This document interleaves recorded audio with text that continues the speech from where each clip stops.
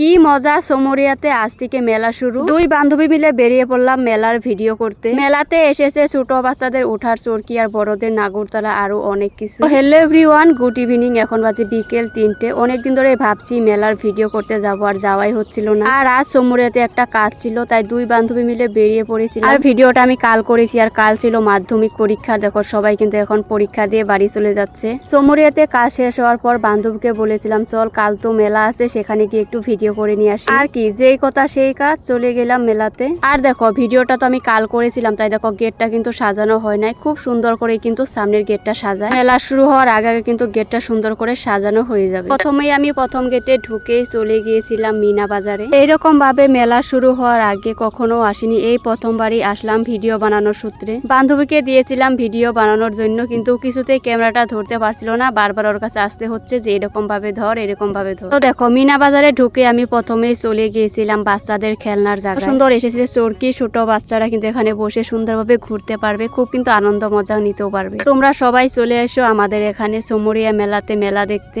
দেখো আমি এখান থেকে চলে গিয়েছিলাম বড়দের যে নাগরতলা আছে সেখানেই। দেখো এখানে কে কে উঠতে ভালোবাসো একটু কমেন্ট করে জানাবে। আর তো ভীষণই ভয় করে, তারপরও কিন্তু দিদি ভাইদের পাল্লায় পরে কিন্তু 2-3 বার উঠেছি। আর বাবা উঠবো না, ভীষণ ভয় করে। তো দেখো ক্যামেরাটা কিন্তু এখন আমি হাতে নিয়ে নিয়েছি, আর বান্ধবীকে এখানে দাঁড়িয়ে দাঁড়িয়ে কিন্তু অনেকগুলোই ছবিও তুলে দিয়েছি। আর এটা ছিল দেখো রেলগাড়ি। তো রেলগাড়িতে কে কে উঠেছো সেটা অবশ্যই কমেন্ট করে জানাবে। আমি একবার মাত্র উঠেছি। আর এই নাগরতলায় তো অনেকে উঠে, পুরো ভর্তি ভর্তি থাকে সব সময় মানুষ। ওই বান্ধবী মিলে হেঁটে হেঁটে মেলা দেখছি, খুবই ভালো লাগছিল। আর এখানে যারা যারা কাজ করছে সবাই কিন্তু আমাকে বলেছিল যে ভিডিও করছো, মানে ভিডিওটা অন করে ফোনটা তো আমি হাতে নিয়ে নিয়ে হাঁটছিলাম, তাই সবাই কিন্তু বুঝে গিয়েছে ভিডিও করতে এসেছি। এখন আমি মিনা বাজার ঘুরে তারপরে চলে গিয়েছিলাম যেখানে মানে সবকিছুর দোকান বসবে সেখানে। তো গিয়ে দেখি মাত্র কিন্তু দোকানগুলো বানাচ্ছে। দেখো কত সুন্দর লাগতেছে না দেখতে। যেদিকেই তাকাবে সেদিকেই প্যান্ডেলের কাপড়, চারিদিক মনে হচ্ছে একদম রঙিন হয়ে গেছে। বুঝতেই পারতাছি না কোন গলিতে ঢুকবো, এত গলি। আমি খুঁজছিলাম কোন দোকানে জিনিস উঠিয়েছে, তো গিয়ে দেখি একটা দোকান দেখো সাজাচ্ছে। এটা ছিল একটা বেগের দোকান, দেখো বেগগুলো কিন্তু সাজাচ্ছে। আর এদিকে চলে যাচ্ছি, তারপরে দেখলাম কি একটা ফুলের দোকান। তো এখন আমি সেই ফুলের দোকানেই যাব। তারপরে তো আর দেখতে পেলাম না, দুটো দোকানই দেখে এখন সাজাচ্ছে। তো ফুলের দোকানে এসেও কিন্তু বান্ধবীকে কয়েকটা ছবি তুলে দিয়েছি, কিন্তু আমি নিজে ছবি তুলতে পারিনি। কতটা সুন্দর লাগছে না ফুলগুলো দেখতে। অনেক ঘুরলাম মেলাতে, কিন্তু দুটো দোকানেই দেখতে পেলাম সাজাচ্ছে, আর দেখতে পেলাম না। তাই মেলা থেকে বেরিয়ে পড়লাম রাস্তায়। আর বান্ধবীকে যেতে যেতেই বলছিলাম যে কিছু খাবি নি কি, চল দোকানে গিয়ে কিছু খেয়ে নি। দূর আসার পরেই পেয়ে গেলাম একটা দোকান। যখনই সোমরিয়াতে আসি তখনই কিন্তু আমরা এই দোকানেই খাওয়া দাওয়া করি। তো দেখো দোকানে এসে বসে পড়েছি, দুই বান্ধবী মিলে গল্প করছি। আর ওদিকে কিন্তু বানাচ্ছে চাউমিন খাবো আমরা বলেছি।